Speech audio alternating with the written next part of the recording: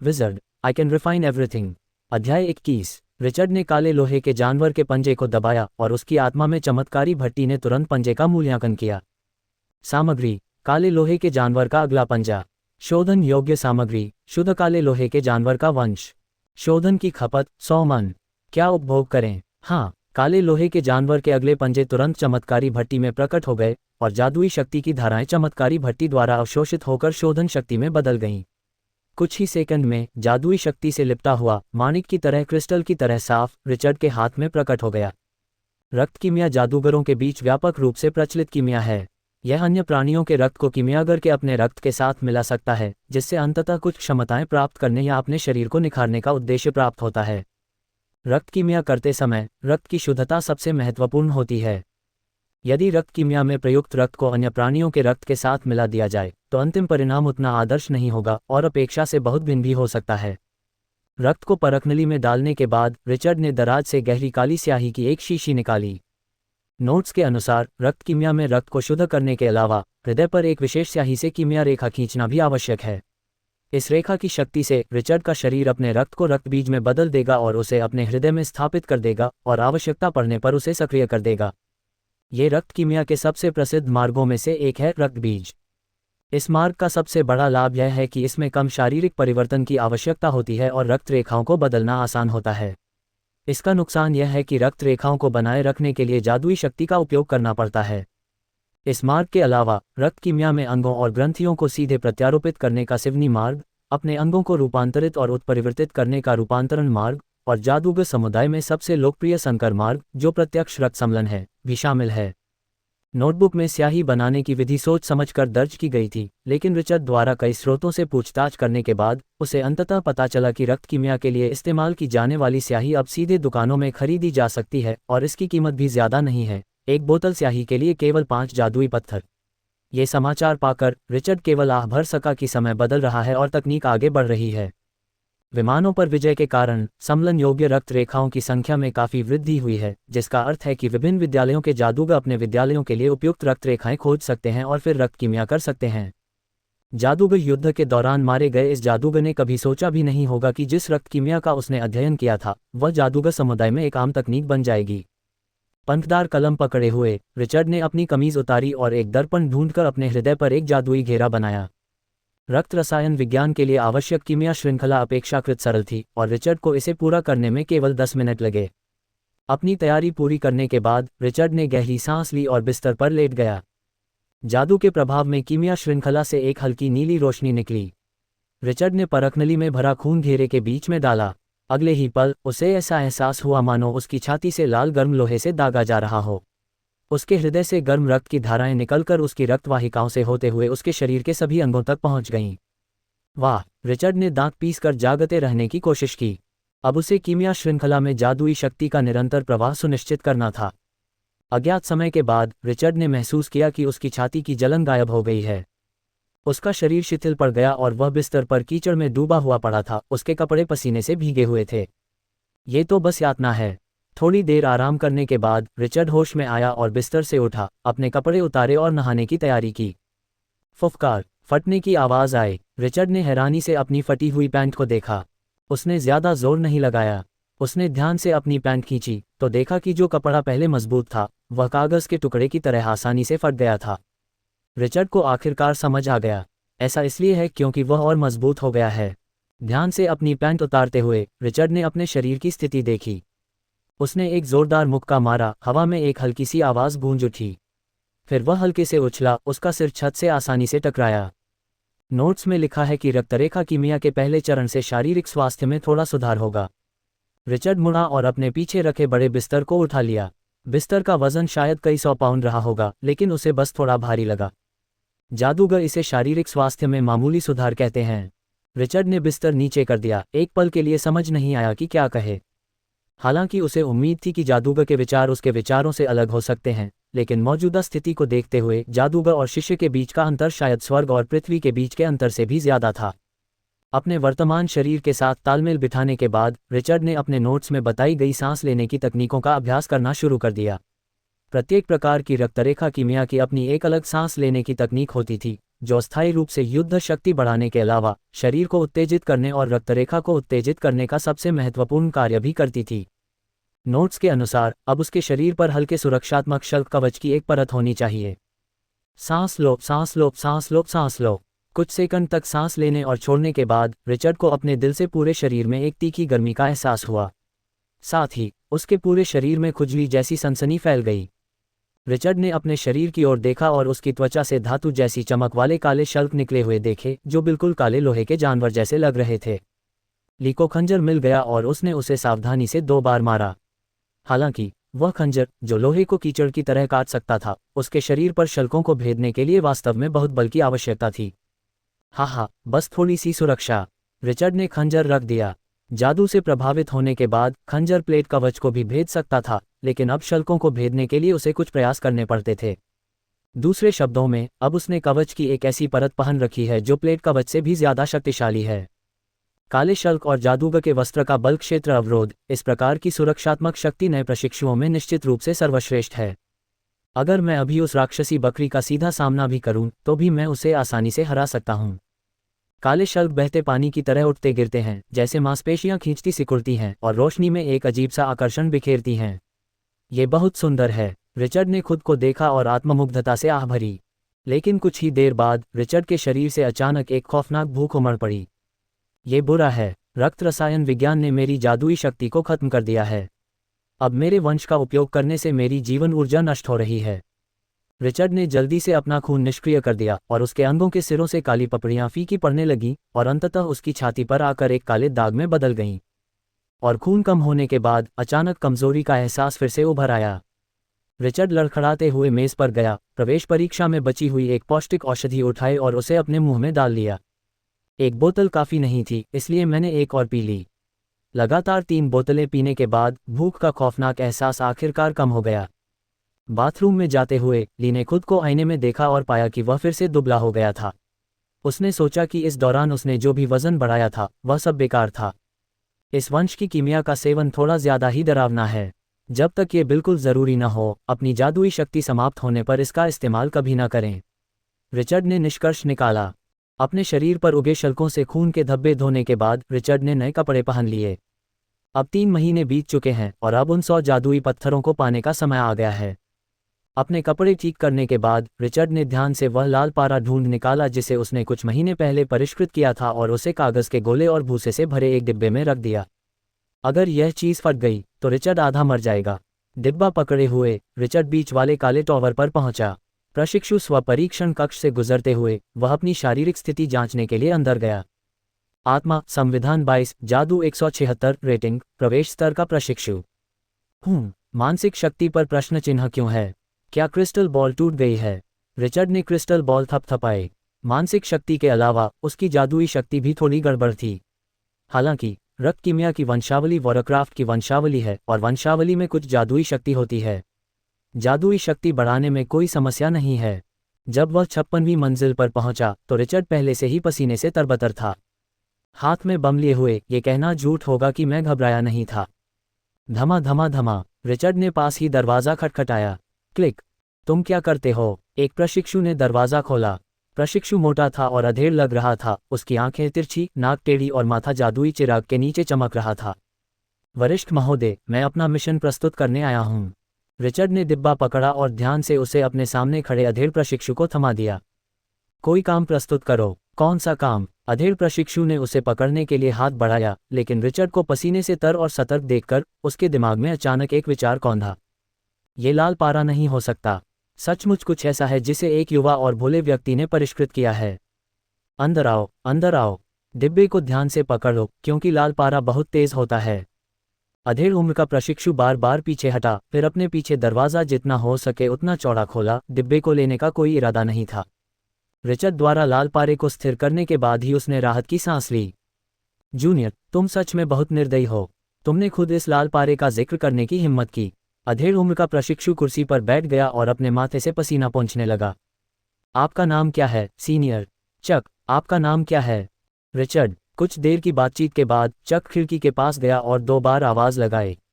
कुछ सेकंड बाद एक बड़े आकार का उल्लू कमरे में उड़कर आया। सीनियर सिस्टर, कोई आपके लिए लाल पारा लेकर आया है। चक ने उल्लू से कहा। रिचर्ड ने उत्सुकता से उसकी ओर देखा। सीनियर, आप क्या कर रहे हैं? चक्स ने हाथ हिलाया। ये बस एक छोटी सी चाल है, बस जानवरों का इस्तेमाल करके संदेश पहुंचाना है। ये कहकर उसने उल्लू को छोड़ दिया और अपनी कुर्सी पर वापस आ गया। वरिष्ठ चक्स, आपने अभी वरिष्ठ बहन का जिक्र किया। क्या ये लाल पारा मास्टर जोएलोड को नहीं चाहिए? रिचर्ड को याद आया कि चक्स ने अभी क्या कहा था। ऐसा लग रहा था कि यह लाल पारा खुद जोएलोड ने नहीं दिया था। अरे, शिक्षक कृत्रिम जानवरों पर शोध कर रहे हैं, इसलिए उन्हें इस चीज़ की ज़रूरत नहीं है। चक्स ने फिर से अपने माथे से पसीना पोंछा। लाल पारा का मिशन वरिष्ठ बहन अन्ना ने उनके नाम पर जारी किया था। तो क्या यह मिशन माना जाएगा? हाँ, अगर तुम मेरे शिष्य बनना चाहते हो तो यह मिशन ज़रूर माना जाएगा। अपने सामने हतप्रभ रिचर्ड को देखकर चक्स के दिमाग में एक बेतुका विचार कौंधा। वह लाल पारा शोधन में ज़रूर असफल रहा होगा। लाल पारा का निष्कर्षण कैसे असफल नहीं हो सकता? रिचर्ड, तुम्हें इस चीज़ को निकालने में कितना समय लगा? चक्स ने हिचकिचाते हुए पूछा।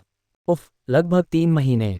लाल पारे को परिष्कृत करना काफ़ी खतरनाक है और मैं बीच में कई बार असफल रहा, इसलिए मैंने इसे अपेक्षाकृत धीरे धीरे परिष्कृत किया। रिचर्ड ने अपना भाव बदले बिना झूठ बोला। बुरा नहीं है, बुरा नहीं है। तुम्हारी ताकत को देखते हुए तुम ज़रूर नए होगे।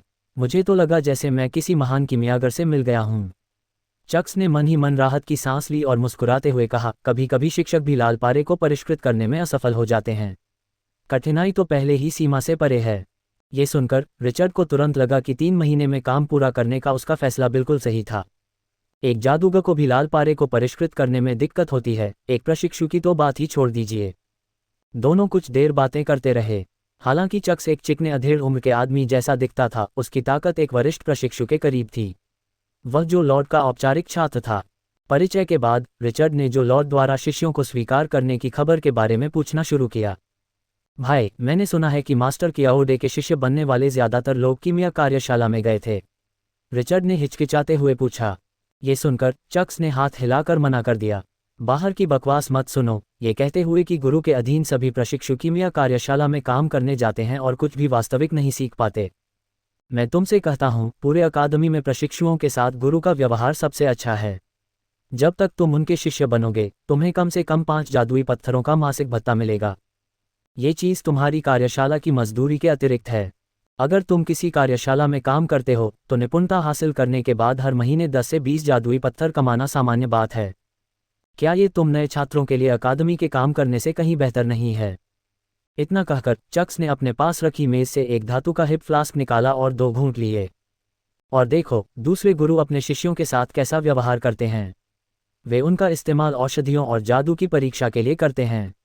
मैंने यह अपनी आंखों से देखा है। हमारे गुरु ने न सिर्फ तुम्हें प्रयोगों के लिए इस्तेमाल किया, बल्कि उन्होंने तुम्हें जादुई पत्थर भी दिए। इतनी अच्छी चीज़ तुम्हें और कहाँ मिलेगी? रिचर्ड जितना ज़्यादा ये सुनता गया, उसे उतना ही ज़्यादा लगा कि कुछ गड़बड़ है। उसे ऐसा क्यों लगा कि चक्स की बात किसी धोखे जैसी लग रही है। अगर कियाओ लुओदे इतनी अच्छी है तो सारे शिष्य उसके शिष्य बनने के लिए होड़ लगाएंगे।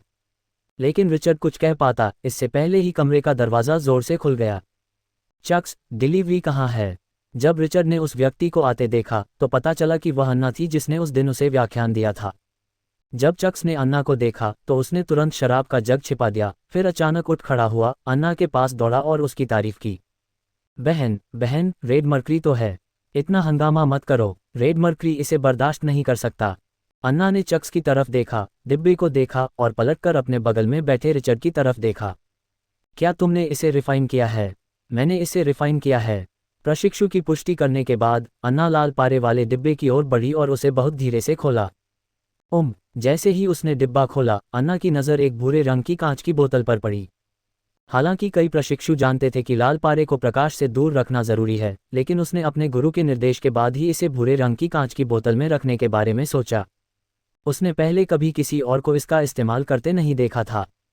भूरे रंग की कांच की बोतल, बारीकियों पर अच्छा ध्यान। अन्ना ने तारीफ की। जब चक्स ने अन्ना की बातें सुनी तो उसकी आंखें लगभग बाहर निकल आईं। बड़ी बहन अन्ना ने मेरी तारीफ की। अन्ना पिछले 1000 सालों में अपने गुरु कियाओ लुओदे की सबसे गौरवान्वित शिष्या हैं। उनकी सामान्य रूप से प्रशंसा करने की बात तो दूर, उनके छोटे भाई बहनों के लिए यह अच्छी बात है कि जब वे उनसे मिलते हैं तो उन्हें डांटा नहीं जाता। जहां तक दूसरों की प्रशंसा करने की बात है तो यह अभूतपूर्व है। इसे रोशनी से दूर रखना चाहिए, इसलिए मैंने एक भूरी बोतल ढूंढी। रिचर्ड ने अस्पष्ट स्वर में कहा। जब बोतल खोली गई तो लाल पारे के वाष्पीकरण से आए एक अजीब सी खुशबू तुरंत कमरे में फैल गई।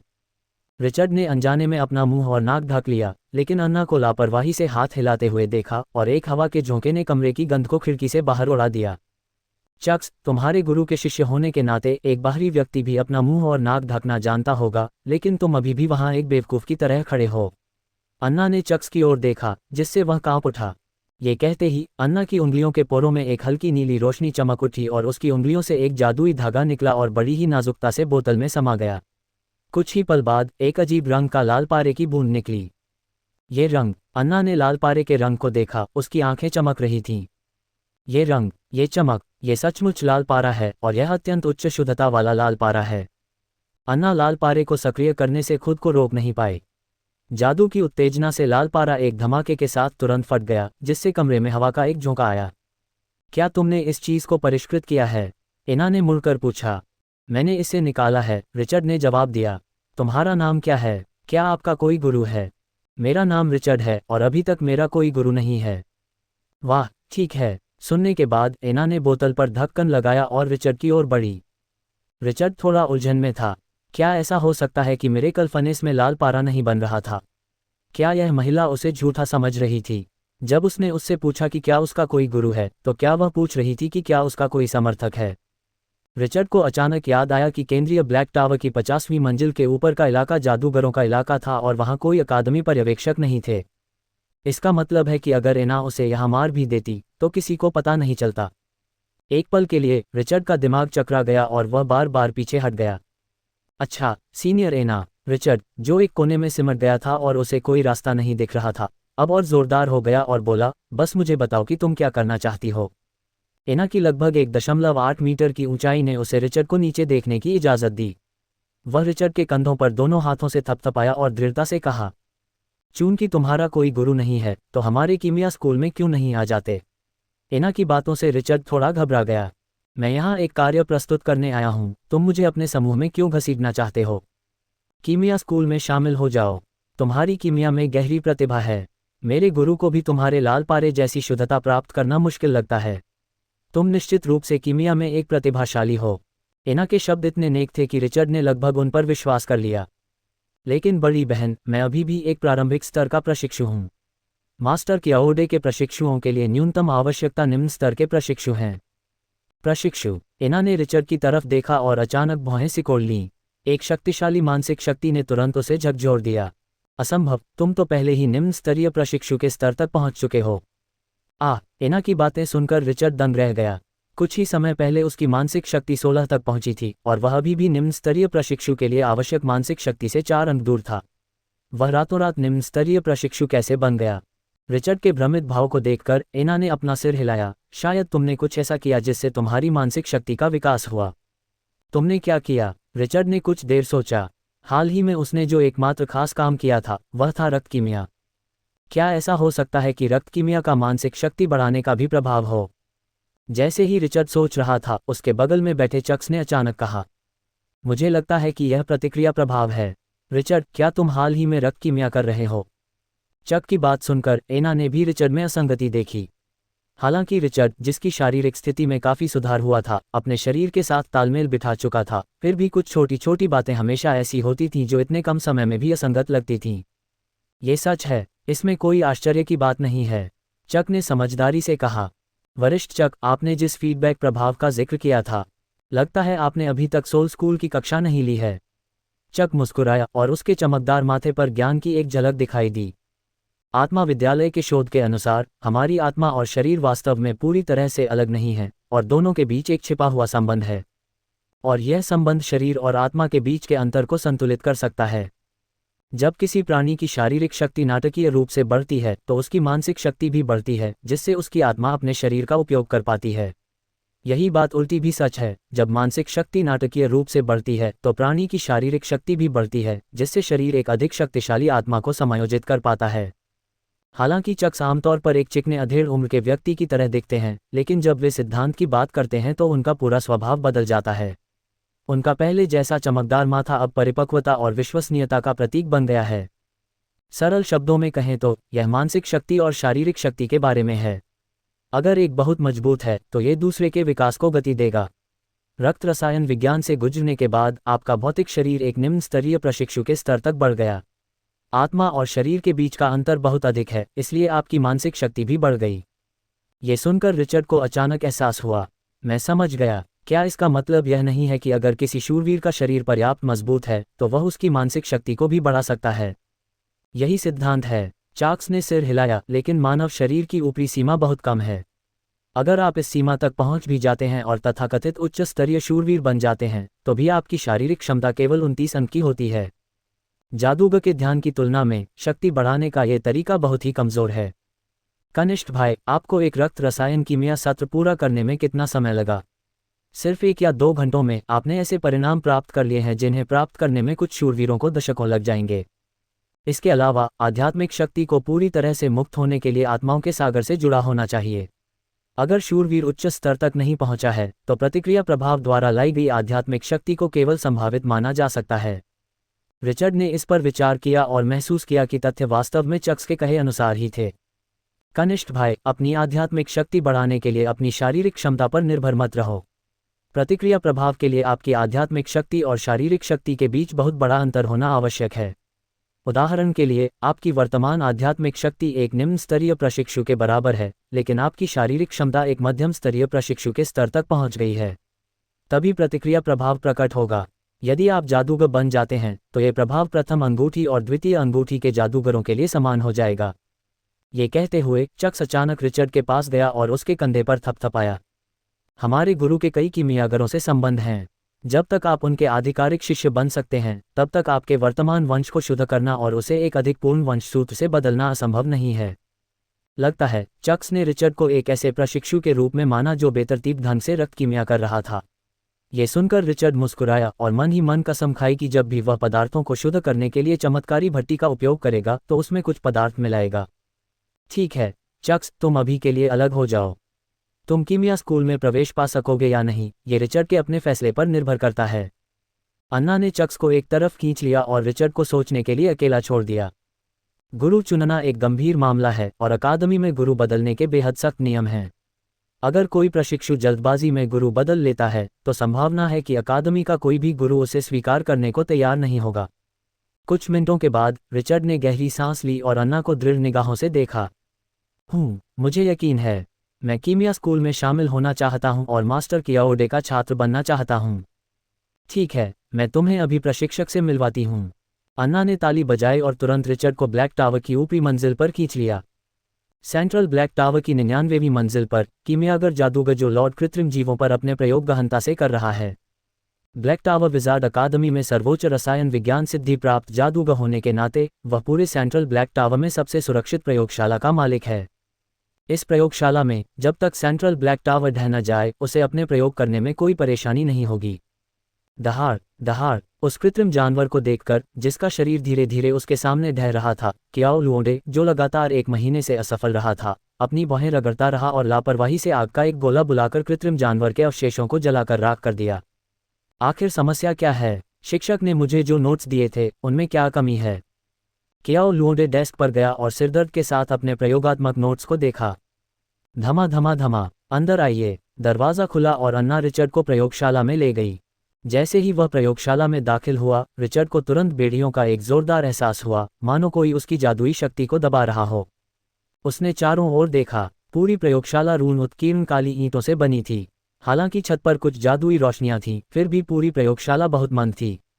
प्रयोगशाला के बीचों बीच एक नक्काशीदार काले पत्थर का चबूतरा था जो प्रयोगशाला को 2 भागों में बांट रहा था। प्रयोगशाला के दाईं ओर लोहे के रैक थे जिनमें पीले द्रव से भरे विभिन्न कांच के बर्तन रखे थे जिनमें विभिन्न अंग और ग्रंथियां थीं। दूसरी ओर यानी प्रयोगशाला के बाईं ओर दोनों तरफ की दीवारें विभिन्न शारीरिक एटलस से ढकी हुई थीं और इन एटलस के बीच में एक विशाल किताबों की अलमारी थी जिसमें विभिन्न पुस्तकें, नोट्स और यहाँ तक कि पांडुलिपियां भी थीं जो बहुत अव्यवस्थित लग रही थीं। किताबों की अलमारी के सामने एक मेज है और इस समय एक सफ़ेद बालों वाला बूढ़ा आदमी वहां खड़ा सोच रहा है। गुरुजी, मैंने कीमिया में एक प्रतिभाशाली व्यक्ति की खोज की है। एना रिचर्ड को उस बूढ़े आदमी के पास ले गई और लाल पारे की बोतल परीक्षण बेंच पर रख दी। जादूगर जोएलोड, ये कीमियागर जादूगर जो कई प्रशिक्षुओं को भर्ती करता है, एक साधारण बूढ़े आदमी से बिल्कुल अलग नहीं दिखता। उसके बाल सफ़ेद हैं, दाढ़ी बड़ी है और चेहरा झुर्रियों से भरा है। लेकिन ये सिर्फ दिखावा है। रिचर्ड ने देखा कि जो लॉर्ड की आंखों में कुछ अनोखा लग रहा था। उसकी आंखों में कुछ गहरा था। ऐसा लग रहा था, छोटी छोटी मिश्रित आंखें। क्याओलुओडे ने बोतल खोली और एक जादुई धागे से लाल पारे की एक बूंद निकाली। ये शुद्धता काफी प्रभावशाली है। उसने लापरवाही से लाल पारे को सक्रिय किया और उसकी शक्ति की पुष्टि करने के बाद उसने रिचर्ड को अपनी आंखों से देखा। एक पल में रिचर्ड को ऐसा लगा जैसे उसकी सारी बातें समझ आ गई हों। उसकी नज़र उसके कपड़ों, त्वचा, मांसपेशियों, हड्डियों और यहाँ तक कि उसकी आत्मा तक में समा गई हो। रक्त कीमिया, अभी अभी एक निम्न स्तरीय प्रशिक्षु बना हूँ। इस शक्ति से इतनी शुद्धता वाले लाल पारे को परिष्कृत करने में सक्षम होना वास्तव में एक प्रतिभाशाली व्यक्ति कहा जा सकता है। क्याओलुओडे ने अपनी नज़रें हटा लीं और 2 टिप्पणियां की। अन्ना, आप उसे यहाँ इसलिए लाई हैं क्योंकि आप उसे अपना कनिष्ठ प्रशिक्षु बनाना चाहती हैं। मुझे आपके निर्णय पर विश्वास है, लेकिन ज़रूरी प्रक्रियाओं का पालन करना अभी भी ज़रूरी है। फिर क्याओलुओडे ने मेज़ की दराज खोली और बिना देखे ही एक क्रिस्टल बॉल निकाल ली। ये चीज़ बनाओ और तुम योग्य हो जाओगी। रिचर्ड ने क्रिस्टल बॉल ली और अपनी मानसिक शक्ति से उसे टटोला और पाया कि क्रिस्टल बॉल के अंदर एक डिज़ाइन था। ये पेल मास्क नामक एक जादुई पोशाक का डिज़ाइन था।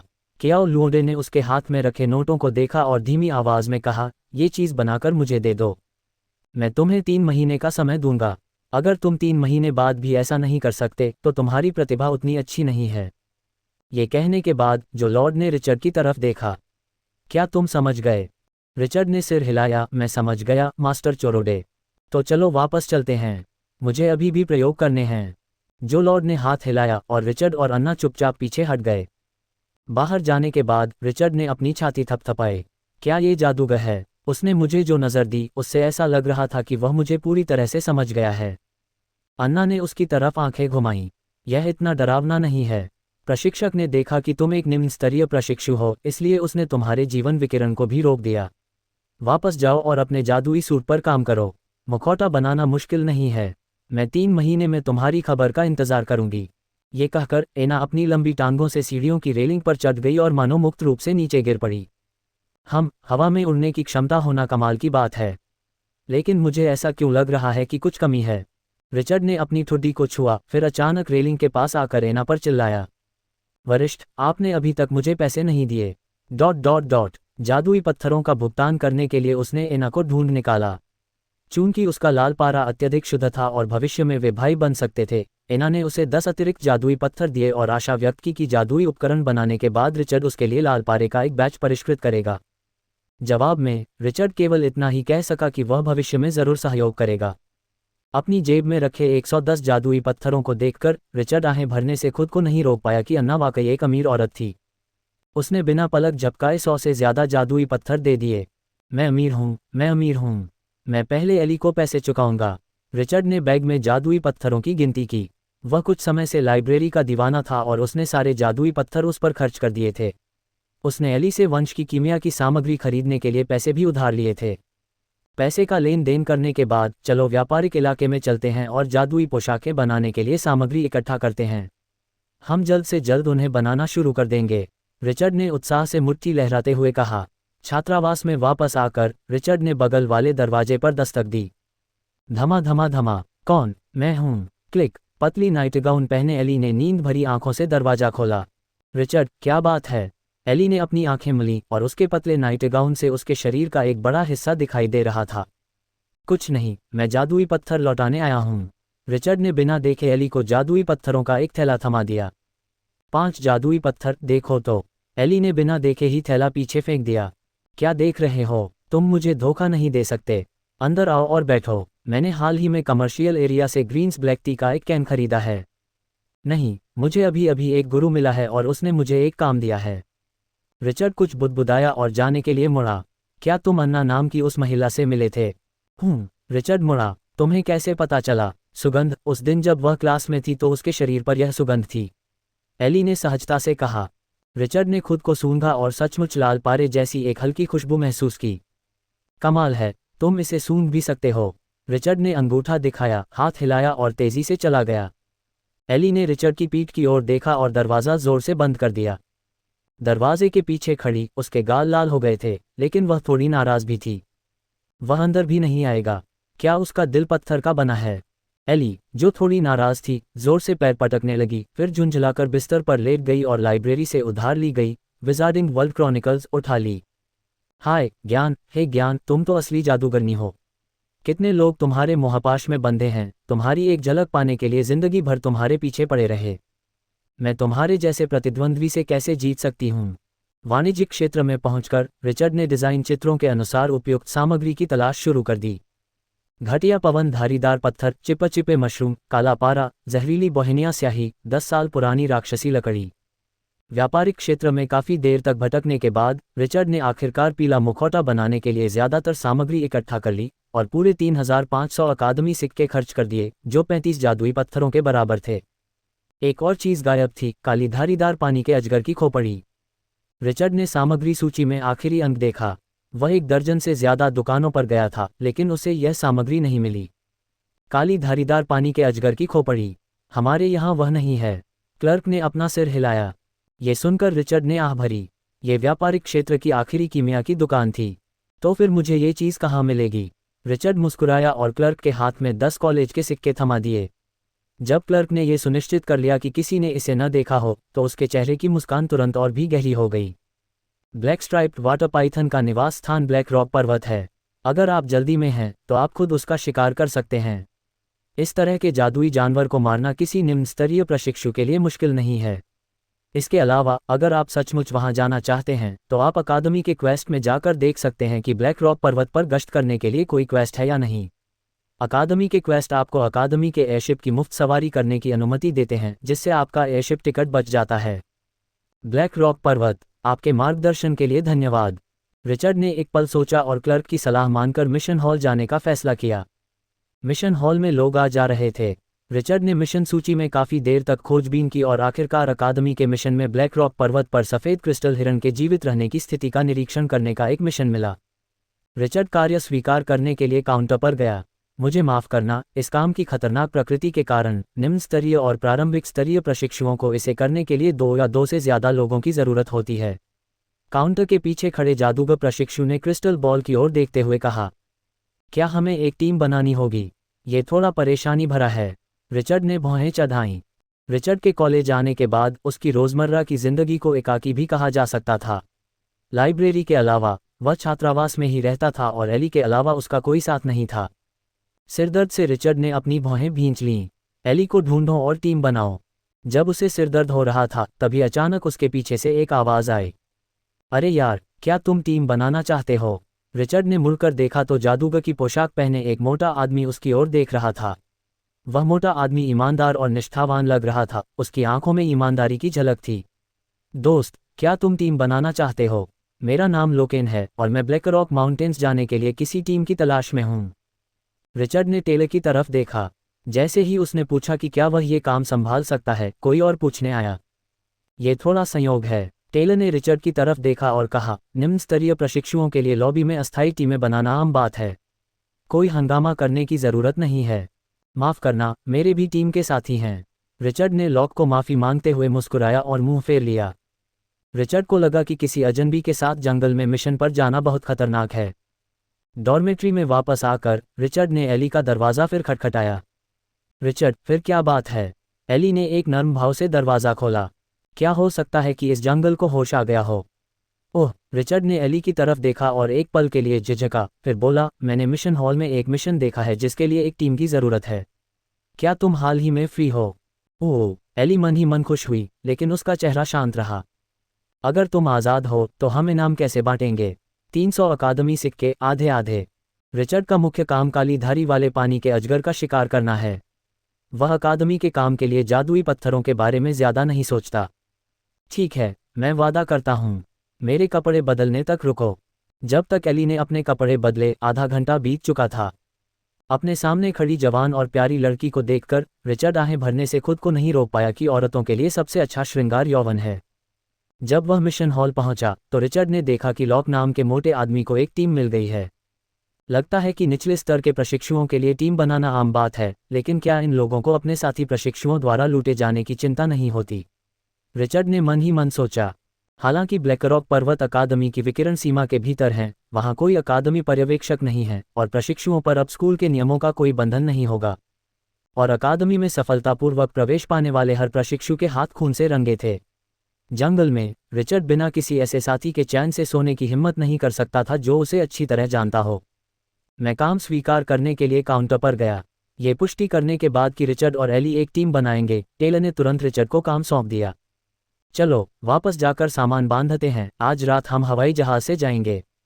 सड़क पर चलते हुए रिचर्ड को लगा कि एली हमेशा उसे अस्पष्ट नज़रों से देख रही है, लेकिन जब भी वह एली की तरफ देखता वह तुरंत नज़रें फेर लेती। क्या मेरे चेहरे पर कुछ है? रिचर्ड ने पूछा। नहीं। तो फिर तुम हमेशा मुझे क्यों देखते हो? तुम्हें कौन देख रहा है? इतना आत्ममुग्ध मत हो। मैं तो बस स्ट्रीट लाइट देख रहा था। रिचर्ड ने अपना सिर हिलाया, लड़की के मन की बात समझ नहीं पा रहा था।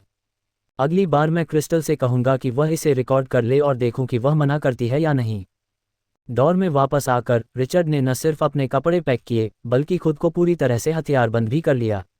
उसकी पीठ पर एक बड़ी तलवार, बाहों में बाजूबंद, उंगलियों में बर्फ काटने वाली अंगूठियां, कमर में एक जादुई खंजर और आखिर में छोटा सा फायरबॉल।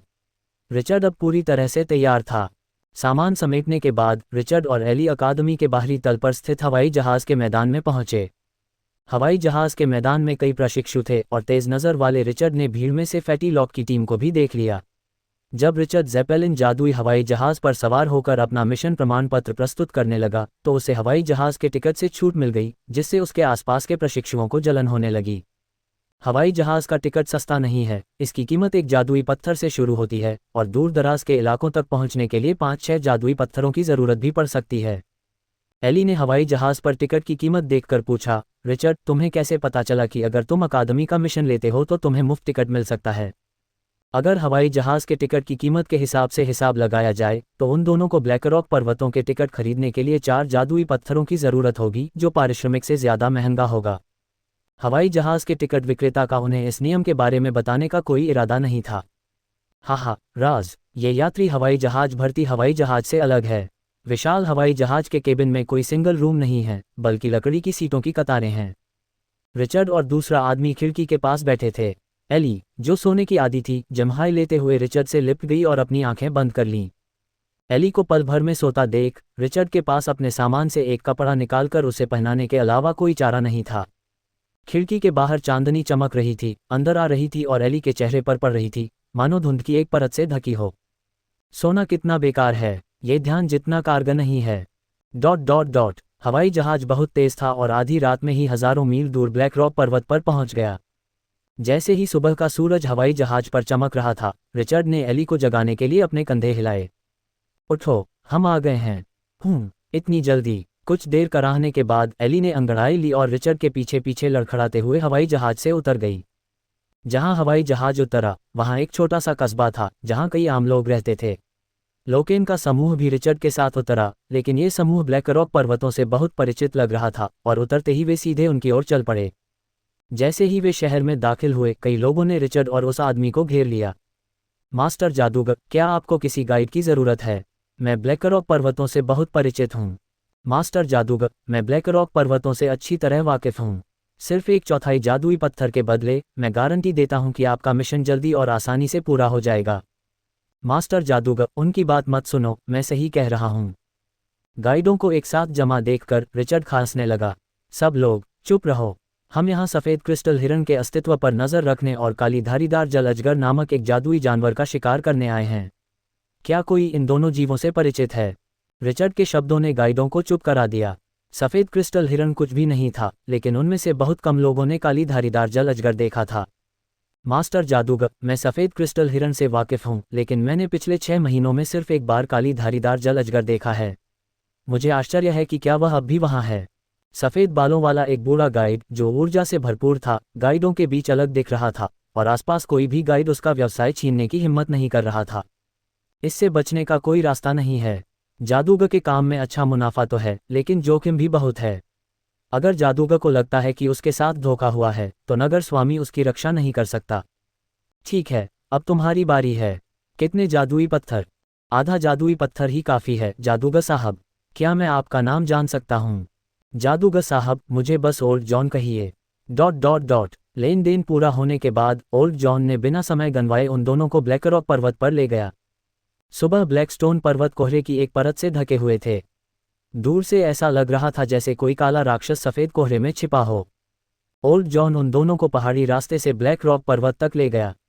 रास्ते में रिचर्ड और बाकी लोग तरह तरह के अजीबोगरीब दिखने वाले पौधों और कीड़ों को देखकर दंग रह गए। जादूगर साहब, ब्लैक रॉक पर्वत पर यह आपका पहला दौरा है। रिचर्ड ने अभी अभी तोड़े गए पौधे हटा दिए और ओल्ड जॉन की ओर देखने लगा। सच में? हाँ, तुम दोनों के चेहरे से मैं बता सकता हूँ कि तुम पहली बार यहाँ आए हो। ओल्ड जॉन हंसा और एक अपने बगल की घास से मशरूम उठा लिया। मास्टर जादूगर, उन छोटी छोटी चीज़ों को मत देखो, इस मशरूम को देखो बूढ़े जॉन। रिचर्ड ने मशरूम लिया और अपनी मानसिक शक्ति से जांच पड़ताल की तो उसे पता चला कि मशरूम में जादुई शक्ति है। यह क्या है? रिचर्ड ने आश्चर्य से पूछा। बूढ़े जॉन ने अपना सिर हिलाया। मुझे नहीं पता कि यह क्या है, लेकिन मैंने पहाड़ों पर आने वाले दूसरे जादूगरों को अक्सर यह चीज़ चुनते देखा है। रिचर्ड ने छिपे हुए अर्थ को समझ लिया, अपने हाथ से मशरूम हटा दिया और अपनी कमर की जेब से 5वां हिस्सा जादुई शक्ति वाला एक जादुई पत्थर निकाला। हम तुम्हें बाद में दिखाएंगे कि दूसरे जादूगर अक्सर क्या चुनते हैं। बूढ़े जॉन ने चेहरे पर मुस्कान के साथ जादुई पत्थर स्वीकार किया। ठीक है, बूढ़े जॉन आपको संतुष्ट करने का वादा करते हैं, महोदय। ब्लैक रॉक पर्वत बहुत विशाल हैं और अकादमी से भी आगे तक हजारों किलोमीटर लंबे पहाड़ फैले हुए हैं। चांद शाखाओं के ऊपर ऊंचा था और रिचर्ड और उसका समूह, जो सारा दिन पहाड़ों में टहल रहा था, जंगल में अलाव जला रहे थे। रिचर्ड और एली अलाव के सामने चुपचाप बैठे बूढ़े जॉन को अपनी पाक कला का प्रदर्शन करते हुए देख रहे थे। दशकों से गाइड होने के कारण बूढ़ा जॉन इस क्षेत्र में काफ़ी अनुभवी था। उसने देखा कि रिचर्ड और बाकी लोग ब्लैक रॉक पर्वतों की अपनी पहली यात्रा के लिए ठीक से तैयार नहीं थे, इसलिए उसने रास्ते में ही उनके लिए शिकार तैयार करना शुरू कर दिया। जैसे ही बूढ़े जॉन ने तीतर की भूरी त्वचा पर गुप्त मसालों की एक परत लगाई, तीतर की तड़कती तैलीय त्वचा से एक गहरी मांस जैसी सुगंध तुरंत फूट पड़ी। इसकी खुशबू बहुत अच्छी है। एली ने अपनी नाक सिकुड़ी और भुने हुए तीतर को उत्सुकता से देखा। किनारे पर खड़ा रिचर्ड इस समय थोड़ा लालची महसूस कर रहा था। हालांकि उसने सूखा खाना बनाया था, लेकिन जब स्वादिष्ट बारबेक्यू हो तो कौन सूखा खाना खाना चाहेगा। जैसे ही दोनों अपने खाने का स्वाद ले रहे थे, अचानक जंगल में कुछ आवाज़ें सुनाई दीं। बूढ़े जॉन, जिसके कान तेज थे, ने जंगल की तरफ सतर्कता से देखा और अचानक बारबेक्यू जमीन में गाड़ दिया। महाराज, अगर कोई आया तो शायद लड़ाई हो जाएगी। बूढ़ा जॉन तुम्हें रोक नहीं पाएगा। इतना कहकर बूढ़े जॉन की आकृति तुरंत जंगल में गायब हो गई। उसके गायब होने के कुछ ही सेकंड बाद रिचर्ड के सामने जंगल में सरसराहट की आवाज़ सुनाई दी। खून से लथपथ एक आकृति जंगल से निकली। ये क्या बकवास है? रिचर्ड ने अपनी तलवार खींची, उसकी सांसें लयबद्ध थीं। उसके पीछे एली ने अपने सामान से एक छड़ी निकाली, जादू की एक झलक दिखाई दी। ऐसा मत करो, ये मैं हूँ। लोकें, खूनी आकृति ने अपना गाल पोंछा, जिससे एक सीधा सादा और ईमानदार मोटा चेहरा सामने आया। लोकन, क्या तुमने किसी के साथ मिलकर काम नहीं किया? आखिर ये सब कैसे हुआ? ये कहकर रिचर्ड ने चुपके से एली को आंख मारी और एली रिचर्ड के सामान की तरफ बढ़ी और आग के गोले वाली छड़ी अपने हाथ में ले ली। लोकेन के साथ कुछ ठीक नहीं है, ऐसा लग रहा है जैसे कोई उसका पीछा कर रहा है। घने जंगल में कुछ और आवाज़ें सुनाई दी और ये आवाज़ें जादुई मिसाइलों की लग रही थीं। लोकेन के चेहरे के भाव बदल गए और उसके जूतों में अचानक रोशनी चमक उठी। ये एक लंबी कहानी है, हम इस पर बाद में बात कर सकते हैं। फिर मोटा आदमी तेजी से जंगल में भागा और रिचर्ड पर चिल्लाया, अब जब सामान मिल गया है तो चलो अलग हो जाते हैं। अब भले ही रिचर्ड बेवकूफ़ था, उसे पता था कि उसे बेवकूफ़ बनाया जा रहा है। दोस्त, मेरा उस इंसान से कोई लेना देना नहीं है। रिचर्ड जंगल में चिल्लाया, उसका दिल तेजी से धड़क रहा था। उसकी जादुई शक्ति तेजी से कम हो रही थी, उसकी जगह उसके शरीर पर लगातार बढ़ते हुए शल्कों ने ले ली थी। बस एक दो सांसें लेते हुए उसका शरीर काले शल्कों से ढका हुआ था। जंगल में कई इंसानों की आवाज़ें सुनाई दी, लेकिन वह भाषा जादूगर की भाषा नहीं थी। लेकिन तभी रिचर्ड को एक आवाज़ सुनाई दी, भिनभिनाहट। रिचर्ड के कानों में एक भिनभिनाहट की आवाज़ आई और बिना कुछ सोचे उसने अपनी तलवार घुमाई, जिसकी धार नीली रोशनी की एक धार में घुस गई। धार के पीछे कई जादुई मिसाइलें जादूगर के वस्त्र की दीवार को चीरती हुई रिचर्ड पर सीधे वार कर गईं। रक्तवंश की कीमिया से पहले ये मिसाइलें रिचर्ड को मारने के लिए पर्याप्त होती, लेकिन अब रिचर्ड ने बस घुरघुराहट की, मुड़कर एली पर चिल्लाया, शुरू करो। एली ने छड़ी लहराई और जादुई शक्ति छड़ी के शरीर से होकर छड़ी के सिर में पहुंच गई और पल भर में एक घातक मंत्र में बदल गई। नारंगी लाल आग का गोला उल्कापिंड की तरह घने जंगल में टकराया और आग की लपटें आसमान में उठ गईं। धमाका। उमड़ती हवा की लहरें धरती और चट्टानों को लेकर रिचर्ड की ओर दौड़ीं, लेकिन काली शल्कों की सुरक्षा में परिणाम का उस पर कोई खास असर नहीं हुआ। क्या सब मर गए हैं? एली ने कांपती आवाज में पूछा। ये पहली बार था जब एली ने दूसरा अग्निगोलाकार मंत्र देखा था। लाल लपटें और गरजती आवाजें, सब कुछ पौराणिक दैवीय दंड जैसा लग रहा था। देवता पापियों को गरज और आग बरसाकर दंड देते हैं। जंगल में लपटें भड़कने लगी, अग्निगोलाकार के इस्तेमाल की अपरिहार्य कीमत। रिचर्ड ने अपनी आंखों से आग में देखा, उसे पूर्वाभास हुआ कि कोई अभी भी जीवित है। वाह! आग से एक आकृति उठी और उसके साथ एक तेज हवा आई, एक जादू से बुलाई गई तेज हवा। हवा ने लपटों को और भड़का दिया और आग, जो पहले एक छोटे से क्षेत्र में थी, तेज हवा के नीचे तेजी से फैल गई। रिचर्ड ने एक कदम आगे बढ़ाया और तुरंत आग में कूद पड़ा। गर्म हवा उसके फेफड़ों से होकर गुजरी, मानो बहते हुए कोयले रिचर्ड की श्वासनली को जला रहे हों। लेकिन रिचर्ड को इसकी बिल्कुल परवाह नहीं थी। उसकी नज़र बस उस आकृति पर थी जो तेज हवा ला रही थी। हवा। आखिरकार रिचर्ड उस आकृति की ओर दौड़ा, लेकिन उसे केवल एक व्यक्ति दिखाई दिया जिसका शरीर इतना झुलस गया था कि उसका लिंग बताना असंभव था। तीव्र घृणा ने उस व्यक्ति को आग से खड़ा कर दिया और एक आखिरी मंत्र छोड़ा। मैं उस कमीने को तुम्हारा साथ देने के लिए नीचे भेज दूंगा। रिचर्ड ने अपनी तलवार से उसका सिर काट दिया। मंत्र से आई तेज हवा तुरंत रुक गई, लेकिन जंगल की आग बेकाबू हो गई थी। लोकन। रिचर्ड ने दांत पीस लिए। इस सब का कारण ये था कि लॉक ने जाने से पहले ही दोष दूसरों पर डाल दिया था। कैंप में वापस एली अपना मुंह और नाक ढांक रही थी, आग से बाहर निकलने की कोशिश कर रही थी। मुझे कसकर पकड़ लो, रिचर्ड ने एली को अपनी बाहों में जकड़ लिया और गहरी आवाज में कहा। रिचर्ड ने एली को उठाया और आग में दौड़ पड़ा। अपने अद्भुत शरीर और अपने शल्कों की सुरक्षा पर भरोसा करते हुए रिचर्ड ने वास्तव में आग से रास्ता बना लिया। गुरुजी जादूगर, इधर आओ। जैसे ही वह आग वाली जगह से निकला, रिचर्ड ने दूर से बूढ़े जॉन को हाथ हिलाते देखा। ऐसा लग रहा था कि बूढ़ा गाइड अपने ग्राहकों का साथ नहीं छोड़ रहा था। बूढ़े जॉन के पास पहुंचकर रिचर्ड को एक छोटी सी नदी दिखाई दी। मास्टर जादूगर, चलो इस नदी में छिप जाते हैं और आग जल्द ही बुझ जाएगी। बूढ़े जॉन ने पुकारा। बुझाओ? तुम इस आग को कैसे बुझाओगे? रिचर्ड ने लगातार फैलती आग को देखा और सोचा कि उसके पिछले जन्म में ऐसी स्थिति में शायद आग बुझाने के लिए अग्निरोधक खोदने और हेलीकॉप्टर भेजने की जरूरत पड़ती। हाँ, लगता है जादूगर को अभी ब्लैकरॉक पर्वत के नियम नहीं पता। बूढ़े जॉन ने फैलती आग को देखा और छपाक से पानी में कूद पड़े। ब्लैकरॉक पर्वत में हमारे एक संरक्षक देवता हैं। बूढ़े जॉन के बोलते ही रिचर्ड को एक दहाड़ सुनाई दी जो पहाड़ों और जंगलों में गूंज उठी। ब्लैक रॉक पर्वत की गहराइयों से एक विशाल आकृति उड़ी। उसके 3 सांप जैसे सिर थे, पीठ पर चौड़े चमगादड़ के पंख थे और उसका पूरा शरीर शल्कों से ढका हुआ था। यह एक विशाल अजगर है, रिचर्ड ने कांपती आवाज में कहा। राक्षस आग वाले स्थान पर उड़ गया, अपने 3 खूनी मुंह खोले और जोर से चूसने लगा। पल भर में पूरे आग वाले स्थान की लपटें 3 धाराओं में बदल गईं जो लगातार राक्षस के मुंह में बह रही थीं। यह क्या कर रहा है? बूढ़े जॉन ने अपनी दाढ़ी सहलाते हुए कहा। हम और क्या कर सकते हैं? आग बुझा दो। आप जादूगरों के अनुसार संरक्षक संत इस समय अग्नि से अग्नि तत्व को अवशोषित कर रहे हैं। अग्नि तत्व? रिचर्ड ने अपनी आंखों में एक विस्मय भरी नजर के साथ धीरे से कहा। जादूगर की विश्वदृष्टि में पदार्थ की सबसे आदिम अवस्था परमाणु, इलेक्ट्रॉन, क्वार्क क्या ऐसी ही कोई चीज नहीं है, बल्कि पृथ्वी, वायु, जल और अग्नि के 4 तत्व हैं। सभी पदार्थ 4 तत्वों से बने हैं। जादूगर की विश्वदृष्टि में ज्वाला अग्नि तत्व का अवतार है और दहन पदार्थ में अग्नि तत्व का उत्सर्जन है। आग की लपटों ने विशाल जानवर को मारने में 10 मिनट से ज्यादा समय लिया। लपटें गायब होने के बाद विशाल जानवर ने अपने पंख फड़फड़ाए और पहाड़ों की गहराइयों में लौट गया। ठीक है जादूगर गुरु, चलो वापस चलते हैं और अपनी किस्मत आजमाते हैं। शायद मैंने जो पकाया है वो अब भी खाने लायक होगा। बूढ़ा जॉन पानी से बाहर आया और अपने कपड़ों से पानी निचोड़ा। बूढ़े जॉन, क्या तुम उसका पीछा करोगे? रिचर्ड ने एली को नीचे उतारा, उसकी आंखों में नफरत की ज्वाला जल रही थी। पता लगाना? बेशक बूढ़ा जॉन कर सकता है। बूढ़े जॉन ने कुछ संतुष्टि के साथ कहा। मैं शेखी नहीं बघार रहा हूं, इस जंगल में कोई भी बूढ़े जॉन की नाक के नीचे गायब नहीं हो सकता। यह अच्छी बात है। रिचर्ड ने सिर हिलाया और एली की तरफ देखने लगा।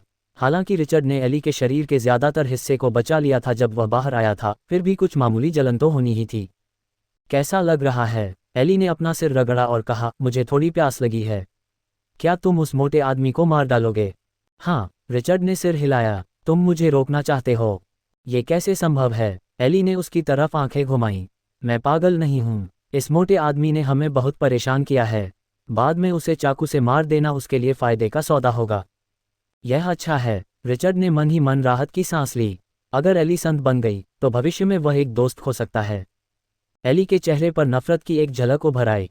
आग ने मानो उसकी प्रवेश परीक्षा की काली यादें ताज़ा कर दीं। बाद में जब तुम उसे मारोगे तो मुझे भी अपने साथ ले जाना। मैंने अभी अभी एक श्राप मंत्र सीखा है और यह उस मोटे आदमी पर अभ्यास करने का अच्छा मौका है। श्राप मंत्र। रिचर्ड चौंक गया। मुझे गलत मत समझो, मैं किसी को श्राप देने की योजना नहीं बना रही हूँ। एली ने जल्दी से समझाया, तुम ज्यादा बाहर नहीं जाते, इसलिए तुम्हें नहीं पता कि हाल ही में नए छात्रों के बीच कई श्राप संबंधी हत्याएं हुई हैं। मैंने यह इसलिए सीखा है ताकि अगर कोई मुझे श्राप दे तो मैं खुद को बचा सकूं। रिचर्ड कुछ नहीं बोला और एली का धैर्य बढ़ता गया। कृपया मेरी बात पर विश्वास करो, मैंने सचमुच अपनी रक्षा के लिए ऐसा किया था। अच्छा, मुझे पता है कि तुम किसी को मारना नहीं चाहती। रिचर्ड ने सिर हिलाया और फिर एली को आश्चर्य से देखा। एली, तुम्हें पता है, श्राप मंत्र मंत्र नहीं सीखते बल्कि मंत्र लोगों को चुनते हैं। अगर तुम्हारे पास वह नहीं है जिसे श्राप विद्यालय आध्यात्मिकता कहता है, तो भले ही तुम्हें मंत्र मॉडल मिल जाए, तुम उसका उपयोग नहीं कर पाओगी। एली ने घबराहट में कहा, तो मेरे जादुई पत्थर बर्बाद हो जाते। वो 15 जादुई पत्थर थे, उसकी पूरी बचत। मैंने भी इसे एक किताब में पढ़ा था। रिचर्ड ने सोचते हुए कहा, श्राप विद्यालय हमेशा से 5 विद्यालयों में सबसे रहस्यमय और सबसे छोटा रहा है। उनके मंत्र बेतुके लग सकते हैं, लेकिन वे लोगों को बिना पता चले ही मार सकते हैं। किंवदंती है कि श्राप विद्यालय के सत्य जादूगर ने एक बार एक ही मंत्र से पूरी दुनिया को श्रापित कर दिया था। एक श्राप जादूगर की प्रतिभा बहुत दुर्लभ है। मुझे उम्मीद है कि तुम जादुई पत्थर को व्यर्थ नहीं गंवाओगी, एली। रिचर्ड मुस्कुराया और फिर बूढ़े जॉन को पुकारा। बूढ़े जॉन, चलो, मैं आज उस मोटे आदमी को मार डालूंगा। ... आग से ज्यादा दूर नहीं, एक घाटी का किनारा। हंगामे को देखकर लगता है कि वे लोग मर चुके होंगे। लोकेन बुदबुदाया जब उसने संरक्षक आत्मा को पहाड़ों की गहराइयों में वापस उड़ते देखा। वे दोनों लोग बहुत प्रभावशाली हैं। वे इतना हंगामा मचा सकते हैं कि संरक्षक आत्मा भी उड़ जाए। लेकिन फिर वह विजयी भाव से मुस्कुराया, अपने हाथ मले और अपनी जेब से धूल से सने कवा वाली एक नोटबुक निकाली। लेकिन वह कितना भी शक्तिशाली क्यों न हो, वह फिर भी मेरा बलि का बकरा बन गया।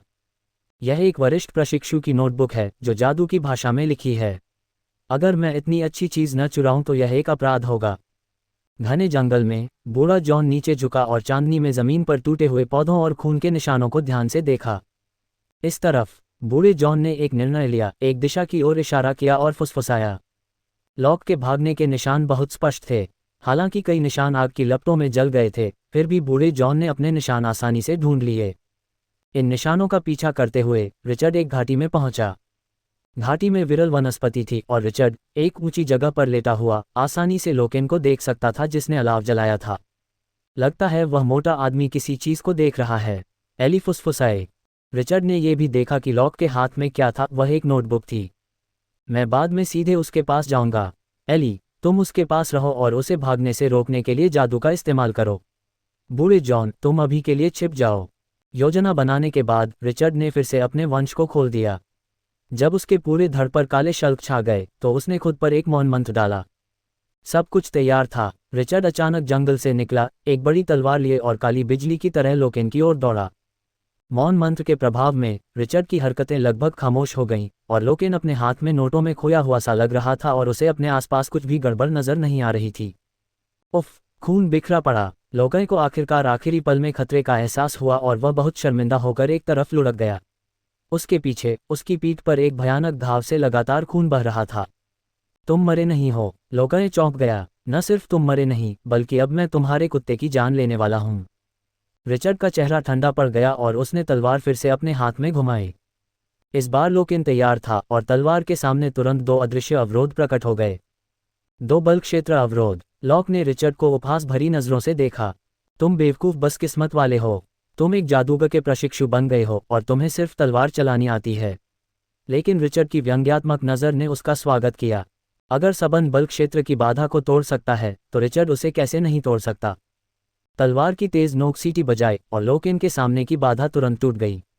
ये ड्यूक हैसे का प्रसिद्ध कौशल था, विंडक्रो स्लैश। तेज रफ्तार वाली तलवार के ब्लेड के सामने प्लेट कवच भी 2 टुकड़ों में कट सकता था।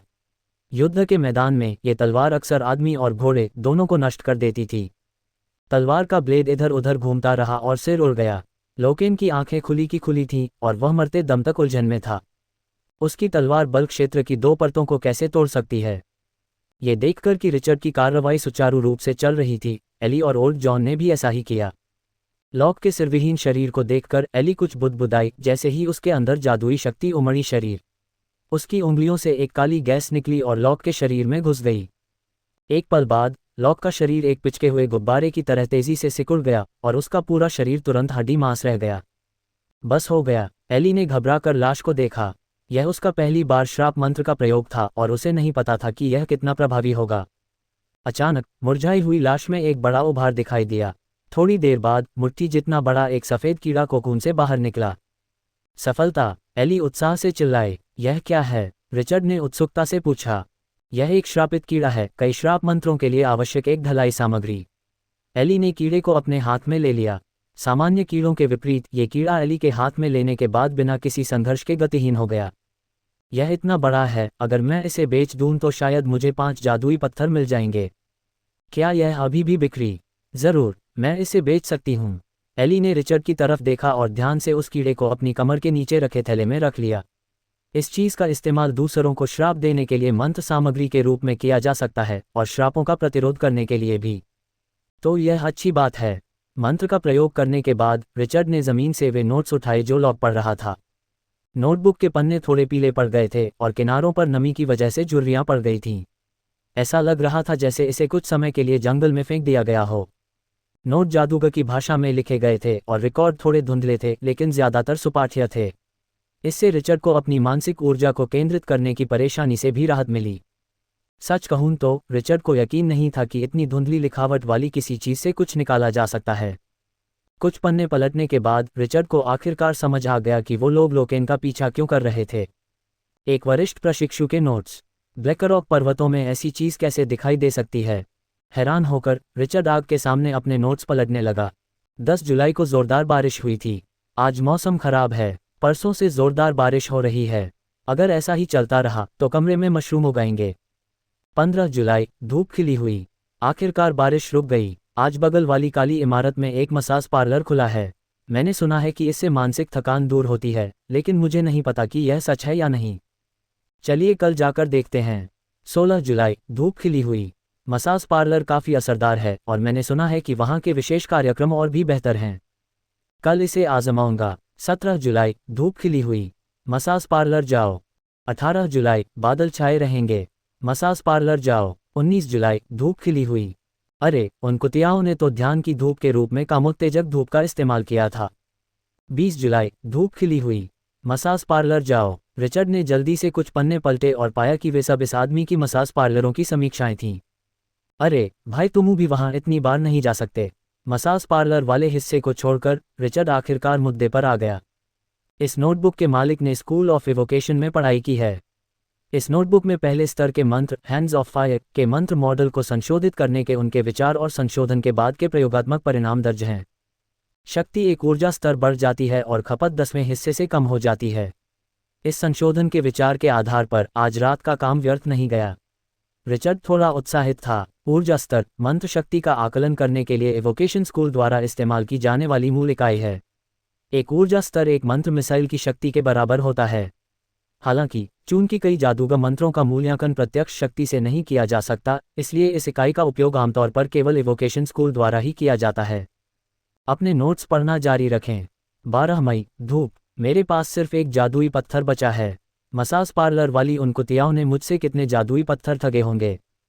13 मई, बादल छाए रहेंगे। मिशन हॉल में बहुत सारे लोग हैं। ये नए छात्र कक्षा में ध्यान नहीं दे रहे हैं। ये कौन सा मिशन कर रहे हैं? 15 मई, धूप। आखिरकार एक अच्छा मिशन। ब्लैकरॉक पर्वतों में जड़ी बूटियां इकट्ठा करके 20 जादुई पत्थर, साथ ही आने जाने का खर्च। कीमिया स्कूल के जादूगर वाकई बहुत अमीर हैं। 19 मई, हल्की बारिश। फिर से बारिश हो रही है। मैं पूरा दिन ब्लैकरॉक पर्वतों में रहा हूं और मुझे कुछ नहीं मिला। इनाम इतना ज़्यादा होने की एक वजह है। डायरी में इस समय नोट्स में अचानक एक खाली जगह आ गई। रिचर्ड ने कुछ पन्ने पलटे और कुछ पंक्तियां लिखी हुई मिली, जिनमें से आखिरी खून से लिखी हुई थी। ये क्या बकवास था? मिट्टी के धंसने से आखिर क्या निकला? जिंदगी से भरा लोहे का जाल। ब्लैकरॉक पर्वतों में ऐसी चीज़ कैसे आ गई? गोलेम की रखवाली करो। मैं देख रहा हूँ, मैं एक जादूगर की प्रयोगशाला में घुस गया हूँ। ये अजीबोगरीब चीज़ें जादूगर के सुरक्षा उपाय हैं। जादूगर प्रयोगशाला। रिचर्ड का दिल धड़कने लगा। जादूगर प्रयोगशाला का मुनाफा बहुत ज़्यादा होता है। प्रयोगशाला में रखे गए विभिन्न नमूने, जादूगरों द्वारा एकत्रित की गई विभिन्न प्रयोगात्मक सामग्रियां और यहां तक कि प्रयोगात्मक उपकरण भी प्रशिक्षुओं के लिए अमूल्य खजाने हैं। रिचर्ड पढ़ता रहा और एक लंबे खालीपन के बाद नोटों के अंत में उंगली से लिखी खून की एक रेखा उसके सामने प्रकट हुई। जादूगर मर चुका है। जादूगर मर गया। इसका क्या मतलब है? नोटबुक के मालिक के आखिरी शब्दों को देखकर रिचर्ड गहरी सोच में पड़ गया। अगर इस वाक्य को शाब्दिक रूप से समझा जाए तो इसका मतलब है कि इस जादूगर प्रयोगशाला का जादूगर मर चुका है। लेकिन अगर रिचर्ड इस बारे में और सोचना चाहता है तो उसे इस वाक्य के अंतर्निहित अर्थ पर विचार करना होगा। जादूगर मर गया, उसकी मृत्यु कैसे हुई? प्रायोगिक दुर्घटना या बुढ़ापे से मृत्यु? अगर कोई प्रायोगिक दुर्घटना होती है तो यह प्रयोगशाला एक खतरनाक खजाना बन जाएगी, लेकिन अगर यह जीवन का अंत है तो यह प्रयोगशाला एक जादूगर की कब्र बन जाएगी। प्राचीन काल से ही कब्रों को लूटना एक खतरनाक काम रहा है। अगर वह बुढ़ापे में मर जाता है तो रिचर्ड को सोचना होगा कि क्या उसे इस प्रयोगशाला का अन्वेषण करना चाहिए। रिचर्ड, क्या तुमने इसे अभी तक पूरा नहीं पढ़ा? एली की आवाज़ ने रिचर्ड को उसके विचारों से जगा दिया। उसने अपने नोट्स बंद किए और एली को देखकर मुस्कुराया। ये नोटबुक एक मंत्र को संशोधित करने के बारे में मेरे विचारों को दर्ज करती है। जब हम अकादमी वापस आएंगे तो मैं इसकी कॉपी आपके लिए बना दूंगा। वह, रिचर्ड, तुम बहुत अच्छे हो। एली रिचर्ड के ऊपर गिर पड़ी और उसे जोर से गले लगा लिया। अकादमी में जिन मंत्रों के मॉडल बदले जा सकते हैं वे सभी सबसे आदिम मंत्र मॉडल हैं। आधुनिक जादूगरों ने लंबे समय से विभिन्न शोधों के आधार पर इन मंत्रों को विभिन्न संस्करणों में विस्तारित किया है। ये भी एक गुप्त परीक्षा है जो अकादमी जादूगर प्रशिक्षुओं पर डालती है। अगर अकादमी के मूल मंत्र मॉडल का ही इस्तेमाल किया जाए तो इस तरह के जादूगर प्रशिक्षु को प्रशिक्षु टकराव में भारी नुकसान उठाना पड़ेगा। बूढ़े जॉन को लॉक के पास बहुत सी चीजें मिलीं। उसके पैरों में जादुई जूतों की जोड़ी के अलावा लॉक ने रिचर्ड को 3 जादुई पत्थर भी दिए। रिचर्ड ने थोड़ी सी जादुई शक्ति वाला जादुई पत्थर बूढ़े जॉन को इनाम के तौर पर दे दिया। ये बूढ़ा ब्लैकरॉक पर्वतों में बेहद उपयोगी था। रास्ता दिखाने से लेकर ट्रैकिंग तक ऐसा लगता था कि ऐसा कुछ भी नहीं था जो ये बूढ़ा न कर सके। बूढ़े जॉन, ये तुम्हारे लिए है। बूढ़े जॉन ने खुशी खुशी जादुई पत्थर लिया और रिचर्ड के कंधे थपथपाए। संदूक। मास्टर जादूगर, कृपया मुझे अपनी आज्ञा दीजिए। बूढ़ा जॉन मेरी पूरी कोशिश करेगा। रिचर्ड ने सिर हिलाया और एली की ओर देखने लगा। ये 2 जादुई पत्थर ले लो एली। मुझे दे दो। मैं नहीं ले सकती। एली ने बार बार अपना सिर हिलाया। तुमने उस आदमी को मार डाला, इसलिए जादुई पत्थर तुम्हारा होना चाहिए। मैं ये पैसे नहीं ले सकती। तो इसे कर्ज समझो। मैं तुम्हें ये 2 जादुई पत्थर उधार दूंगा। रिचर्ड ने जादुई पत्थर एली के हाथों में थमा दिए। मुझे एक लंबे समय तक साथ निभाने वाला भरोसेमंद साथी चाहिए। ये जादुई पत्थर तुम्हारे भविष्य में मेरा निवेश हैं। रिचर्ड को लोकेन के प्रति एली का रवैया पसंद है। एक अच्छा इंसान जो प्यार और नफरत में साफ फर्क कर सकता है, निस्संदेह सबसे अच्छा साथी होता है। एक जादूगर अकेला भेड़िया हो सकता है क्योंकि उसके पास नींव रखने के लिए पर्याप्त समय होता है। हालांकि एक जादूगर प्रशिक्षु के पास ज़्यादा से ज़्यादा 30 साल होते हैं, जो सुनने में काफ़ी लंबा लगता है, लेकिन अगर जादुई पत्थर कमाने, ध्यान करने, यात्रा करने, आराम करने आदि के समय को हटा दें तो बचा हुआ समय वास्तव में बहुत कम है। इसका मतलब ये भी है कि किसी भी जादूगर प्रशिक्षु के लिए हर चीज़ में अच्छा होना नामुमकिन है। एक भरोसेमंद साथी निस्संदेह अपनी कमियों की भरपाई करने का सबसे अच्छा जरिया होता है। इसके अलावा एली ने अभिशाप देने वाले जादूगरों की भी प्रतिभा दिखाई है और सिर्फ इसी वजह से वह रिचर्ड की घनिष्ठ मित्रता की हकदार है। तो मैं इसे ले लूंगी। एली ने दांत पीसते हुए जादुई पत्थर स्वीकार कर लिया और जल्द से जल्द अपनी ताकत बढ़ाने का दृढ़ संकल्प किया। जादुई पत्थरों को बांटने के बाद रिचर्ड ने लोकेन के जूतों के अंदर देखा। इन जूतों का नाम गेल बूट्स है। जूतों के तले पर एक गेल मंत्र अंकित है। इसे सक्रिय करने के बाद आप अपनी चलने की गति बढ़ाने के लिए वायु तत्व का उपयोग कर सकते हैं। ये चीज़ अब रिचर्ड के लिए एक बड़ा सुधार है। अगर उसके पास अभी ये जूते होते तो लोकेन के पास पहली तलवार से बचने का कोई मौका नहीं होता। घाटी में एक रात आराम करने के बाद रिचर्ड अगली सुबह बूढ़े जॉन के पीछे पीछे सफ़ेद क्रिस्टल हिरन के निवास स्थान पर पहुंच गया। सफ़ेद क्रिस्टल हिरन एक राक्षसी प्राणी है। इसकी सतह पर शल्क जैसे सफ़ेद क्रिस्टल कई क्रिस्टल गेंदों के कच्चे माल में से एक हैं। ये सुनिश्चित करने के बाद कि सफ़ेद क्रिस्टल हिरनों की आबादी कम नहीं हुई है, रिचर्ड अंदर जाकर कीमिया के लिए कुछ सफ़ेद क्रिस्टल लाना चाहता था। लेकिन अगले ही पल उसे समझ आ गया कि अकादमी को टीम बनाने के लिए निम्न स्तरीय प्रशिक्षुओं की आवश्यकता क्यों है। सफ़ेद क्रिस्टल हिरन के सींगों से सफ़ेद प्रकाश की किरणें निकल रही थीं। हालांकि इन सफ़ेद प्रकाशों में से प्रत्येक की शक्ति बहुत अधिक नहीं थी। वे रिचर्ड के सामने खड़े सैकड़ों सफ़ेद क्रिस्टल हिरनों के सामने कुछ भी नहीं थे। चुप, दर्द हो रहा है। धुएं में लिपटा रिचर्ड एक पेड़ से टिका हुआ था। अगर काले शल्कों की सुरक्षा और बाजूबंद के प्राण मंत्र न होते तो वह लगभग भुने हुए सुअर का बच्चा बन जाता। तुम्हें किसने कहा था कि बात मत सुनो? बूढ़े जॉन ने तुम्हें पास न आने के लिए कहा था, लेकिन तुमने सुनने से इनकार कर दिया। एली ने अपना मुंह ढक लिया और हंस पड़ी। ठीक है, कम से कम मुझे कुछ तो मिला। रिचर्ड ने अपने हाथ में सफ़ेद क्रिस्टल का थैला हिलाया। सफ़ेद क्रिस्टल हिरणों के आवाज़ से निकलने के बाद रिचर्ड बूढ़े जॉन के पीछे पीछे एक जड़ी बूटी इकट्ठा करने वाली जगह पर गया जहां कई जादूगर अक्सर आते थे। गलत मौसम और समय के कारण इन जगहों पर कई औषधीय जड़ी बूटियां अच्छी तरह नहीं उगती थीं। लेकिन रिचर्ड, चूंकि वह पहले से ही यहाँ था, उसने कुछ अपरिपक्व औषधीय जड़ी बूटियां इकट्ठी की और उन्हें वापस उगाने के लिए ले जाने की योजना बनाई। आखिरकार औषधियां भी कीमिया का एक हिस्सा हैं। जड़ी बूटियां इकट्ठा करने के बाद रिचर्ड 2 दिनों तक बूढ़े जॉन के पीछे पहाड़ों में काली धारीदार एनाकोंडा के निशान ढूंढने गया। आखिरकार एक दलदल में ली को लगभग 5 मीटर लंबा एक छोटा काली धारीदार जल अजगर मिला। एक निम्न स्तरीय जादुई जानवर होने के नाते काली धारीदार जल अजगर में जल तत्व को नियंत्रित करने की क्षमता होती है। अपनी शक्तिशाली मांसपेशियों के साथ यह आसानी से गला घोंट सकता है। दलदल में एक उच्च स्तरीय शूरवीर। इस उद्देश्य के लिए बूढ़े जॉन ने खुद को भी दलदल के बाहर घने जंगल में राक्षस को फुसलाने के लिए चारा के रूप में इस्तेमाल किया। श्रीमान, आपका जादुई पत्थर व्यर्थ नहीं गया। बूढ़े जॉन, जो पेड़ पर छिपा हुआ था और हाँफ रहा था, ने रिचर्ड से शेखी बघारी। दलदल से बाहर निकलने के बाद काली धारियों वाले जल अजगर का लाभ बहुत कम हो गया था। रिचर्ड, जो एक तरफ छिपा हुआ था, उसके पैरों में हरी रोशनी चमक उठी और उसकी गति तुरंत बढ़ गई। एक गुप्त हमले का सहारा लेकर उसने पवन कौवा / तलवार का इस्तेमाल करके काली धारियों वाले जल अजगर को 2 टुकड़ों में काट डाला। लेकिन वॉरक्राफ्ट की जीवन शक्ति हमेशा से ही दृढ़ रही है।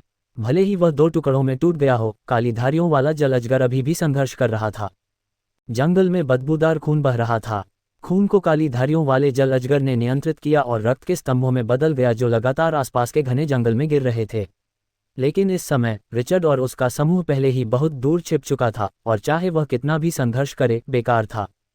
10 मिनट से ज्यादा समय के बाद काली धारी वाले एनाकोंडा ने आखिरकार हिलना बंद कर दिया। रिचर्ड सांप के शरीर के पास आया, तलवार से उसका सिर काट दिया और पानी की थैली से काली धारी वाले एनाकोंडा के खून की एक थैली इकट्ठा की। उसने वापस जाकर उसे शुद्ध करने की योजना बनाई ताकि देख सके कि क्या वह उसे बेच सकता है। एली, इस चीज पर अपना जादू आजमाओ। रिचर्ड ने एली को पुकारा। एली सावधानी से लाश के पास गई और अपनी उंगलियों से फिर से काली हवा की एक धार छोड़ी जो लाश के पिछले हिस्से में घुस गई। Click click click. मंत्र के प्रभाव में काली धारी वाले जल अजगर का शरीर सूखता रहा और अंततः त्वचा और हड्डियों में बदल गया। जल्द ही काली धारी वाले जल अजगर के शरीर के पिछले सिरे पर एक बड़ी गांठ उभर आई और उस बड़ी गांठ से एक सफ़ेद कीड़ा रेंगकर बाहर निकला जिसके शरीर पर हल्की काली धारियां थीं। इस बार ये थोड़ा अलग है। जैसे ही एली ने कीड़ा अपने मुंह में डाला जेब में, उसने रिचर्ड को उसका परिचय दिया। काली धारी वाला कीड़ा शुद्ध सफ़ेद कीड़े का एक उच्च श्रेणी का संस्करण है। इसमें केवल एक काली धारी है, लेकिन इसका प्रभाव शुद्ध सफ़ेद कीड़े से 5 गुना अधिक है। इसकी कीमत भी 5 गुना अधिक है। रिचर्ड ये सुनकर थोड़ा उत्साहित हुआ। वाह, ये तो बहुत अच्छी बात है। इसका आधा हिस्सा अभी भी यहाँ है, आप फिर से कोशिश कर सकते हैं। शापित कीड़े इतने मूल्यवान होते हैं कि भविष्य में ये आय का स्रोत बन सकते हैं। लेकिन एली ने यह सुनकर अपना सिर हिला दिया। नहीं, मैं और शापित कीड़े नहीं रख सकती। पुस्तक के अनुसार एक निम्न स्तरीय प्रशिक्षु 2 से अधिक शापित कीड़ों को नहीं रख सकता। अगर उसके पास 2 से ज्यादा हैं तो यह अप्रत्याशित दुर्भाग्य लाएगा।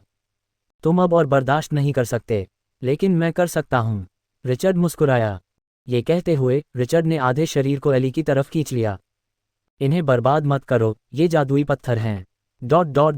काली धारीदार पानी के अजगर का सिर प्राप्त करके रिचर्ड ने इस यात्रा का उद्देश्य पूरा कर लिया। पहाड़ से बाहर निकलते समय रिचर्ड ने जानबूझकर या अनजाने में बूढ़े जॉन से पूछा कि क्या हाल के वर्षों में ब्लैक रॉक पर्वतों में कोई भूस्खलन हुआ है। उन्हें जवाब मिला कि 20 साल पहले एक बड़ा भूस्खलन हुआ था और कहा जाता है कि जिस जगह भूस्खलन हुआ था वहां राक्षस प्रकट हुए थे। जब वे प्रशिक्षुओं को ले जाते थे तो वे हमेशा उस जगह से दूर रहते थे। ऐसा जवाब पाकर रिचर्ड को राहत मिली। अगर बूढ़े जॉन की बात सच है तो इस जादूगर प्रयोगशाला की खोज अभी तक किसी को नहीं करनी चाहिए थी। तो उसके पास अभी भी एक मौका है। ब्लैक रॉक सिटी छोड़ने के बाद रिचर्ड और बाकी लोग फिर से जादुई हवाई जहाज पर सवार होकर अकादमी लौट आए। कार्य सौंपने के बाद रिचर्ड सीधे छात्रावास में गया और जादुई पोशाकें बनाने लगा।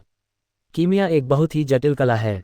चाहे वह जादुई उपकरण हो, जादुई औषधियां हो, कृत्रिम जानवर हो या जादुई घेरे हों, इन चीज़ों के लिए सर्वोत्तम परिणाम प्राप्त करने हेतु कई कौशलों का एक साथ उपयोग आवश्यक है।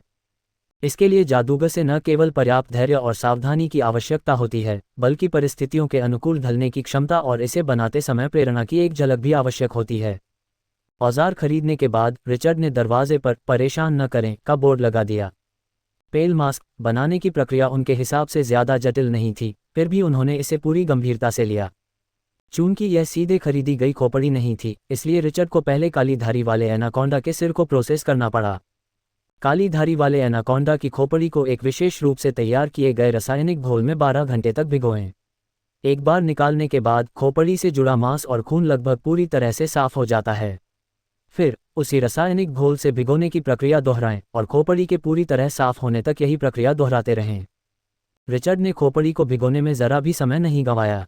पेल मास्क बनाने के लिए ज़रूरी घटिया पवन पैटर्न वाले पत्थर को पीसकर पाउडर बना लें, फिर उसे 10 साल पुरानी लकड़ी से जले कार्बन पाउडर के साथ मिलाएं। 500 ग्राम साफ पानी डालें, 3 घंटे तक रखा रहने दें और साफ तरल निकाल लें। ये कार्टिलेज का पानी है जिसका इस्तेमाल खोपड़ी को मुलायम बनाने के लिए किया जाता है। चिपचिपे मशरूम को फिर पीसकर पेस्ट बनाया जाता है और जहरीली बोहिनिया स्याही के साथ मिलाकर रसायन शास्त्र के रून बनाने के लिए स्याही बनाई जाती है। ये चरण बहुत खतरनाक है। जहरीली बोहिनिया स्याही आसानी से वाष्पित हो जाती है और अत्यधिक विषैली होती है। जब चिपचिपे मशरूम और जहरीली बोहिनिया स्याही को मिलाया जाता है तो अनुपात में थोड़ी सी भी गड़बड़ी होने पर भारी मात्रा में ऊष्मा उत्पन्न होगी। अपनी और अपने पड़ोसियों की सुरक्षा के लिए रिचर्ड को उत्पादों को मिलाने के लिए प्रयोग क्षेत्र में एक जगह किराए पर लेनी पड़ी। यह एक और अतिरिक्त खर्च है। तैयारी पूरी होने के बाद रिचर्ड ने काली धारी वाले एनाकोंडा की खोपड़ी को नरम करने के लिए 1 घंटे के लिए उपास्थि के पानी में भिगोया। खोपड़ी मुखौटे की मुख्य सामग्री है और नरम होने के बाद इसे आकार देना आसान होता है। नरम काली धारी वाले जल अजगर की खोपड़ी की बनावट प्लास्टिसिन जैसी थी और रिचर्ड ने आसानी से खोपड़ी को एक हल्के मुखौटे का आकार दे दिया। इसके बाद सबसे महत्वपूर्ण चरण आता है। आम जादुई कवच में मंत्र उकेरना अक्सर सबसे ज़रूरी कदम होता है, लेकिन पीला मुखौटा एक अपवाद है। सबसे चुनौतीपूर्ण हिस्सा जादुई शक्ति संचरण परिपथ बनाना है। खोपड़ी के अंदर जादुई शक्ति संचरण परिपथ बनाने के लिए रिचर्ड को जादुई धागे और काले पारे का इस्तेमाल करना होगा। अगर रास्ता भटक गया या जादुई शक्ति में उतार चढ़ाव आया तो मुखौटा बेकार हो जाएगा। लेकिन चूंकि रिचर्ड ने जो लॉर्ड के कौशल को निखारा था, इसलिए वह जादू को नियंत्रित करने में बहुत कुशल था और उसने ये कदम सिर्फ 10 मिनट में पूरा कर लिया। अब बस रूनों को उकेरना बाकी है। रिचर्ड ने पहले से तैयार की गई स्याही को ध्यान से खोला और मुखौटे के पीछे पंखदार कलम से रूनों को उकेरना शुरू कर दिया। कल में जादू की रासायनिक स्याही के साथ प्रतिक्रिया होती है, जिससे कलंक विकृत हो जाता है, इसलिए रिचर्ड को हर बार रून उकेरने पर उसे एक नई कलंक से बदलना पड़ता है। इस मुखौटे पर उकेरा गया जादू एक प्रथम स्तरीय मंत्र है जिसे धमकी कहा जाता है, जिसका प्रभाव दुश्मन को डराने वाला और एक आध्यात्मिक आक्रमण है। अगर किसी निम्न स्तरीय प्रशिक्षु पर अचानक धमकी का हमला हो जाए तो वह तुरंत बेहोश हो जाएगा। अगर वह थोड़ा भी डरपोक है तो उसे पेशाब और शौच भी हो सकता है या वह वहीं बेहोश भी हो सकता है। मंत्र उकेरने के बाद रिचर्ड ने अपने सिर से पसीना पोंछा। इस मुखौटे को बनाने में उसने अब तक 4 दिन लगाए हैं। पूरी प्रक्रिया बहुत सुचारू रूप से चली है और गुणवत्ता कम से कम पासिंग स्टैंडर्ड के अनुसार है, अगर उच्चतम स्तर की नहीं है। ये परिणाम परीक्षा पास करने के लिए पर्याप्त होना चाहिए। लेकिन ये चीज़ इतनी नाजुक क्यों है? रिचर्ड ने मुखौटे को छुआ। ऐसा लग रहा था कि चूंकि जिस खोपड़ी का उसने इस्तेमाल किया था उसका मालिक वयस्क नहीं था, इसलिए मुखौटा उतना सख्त नहीं लग रहा था जितना डिज़ाइन के चित्रों में बताया गया था। इसके बजाय ऐसा लग रहा था कि अगर इसे मोड़ा गया तो ये टूट जाएगा। चलो पूरे जादू के घेरे की बनावट को मजबूत बनाते हैं, वरना मुखौटा जरा सी टक्कर से ही टूट जाएगा। अल्पविराम, तुमने इसे बहुत जल्दी बना लिया। चक्स ने हिप फ्लास्क पकड़े हुए रिचर्ड को आश्चर्य से देखा। मुझे इसे बनाने में 2 हफ्ते लगे और मैं बीच में एक बार असफल भी हुआ। अच्छा, शायद मैं भाग्यशाली था, मैं एक ही कोशिश में सफल हो गया। रिचर्ड ने अपना सिर खुजलाया और शर्माते हुए मुस्कुराया।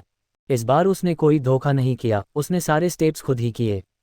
अविश्वसनीय, अविश्वसनीय, बड़ी बहन सही कह रही हैं, तुम वाकई कीमिया में माहिर हो। चक्स ने तारीफ की। तो आज से हम भाई हैं। अगर भविष्य में तुम्हें कोई छोटी मोटी परेशानी हो तो तुम मदद के लिए मेरे पास आ सकती हो। हालांकि मैं जो सीखता हूं वह परंपरागत है, फिर भी मेरे पास बुनियादी बातें हैं। रिचर्ड ने सिर हिलाया। वह स्वाभाविक रूप से अकेले काम करने के नुकसान जानता था। कुछ और बातचीत के बाद रिचर्ड को दूर से कदमों की आहट सुनाई दी। धमाका! अन्ना ने दरवाज़ा खोला और अंदर चली गई।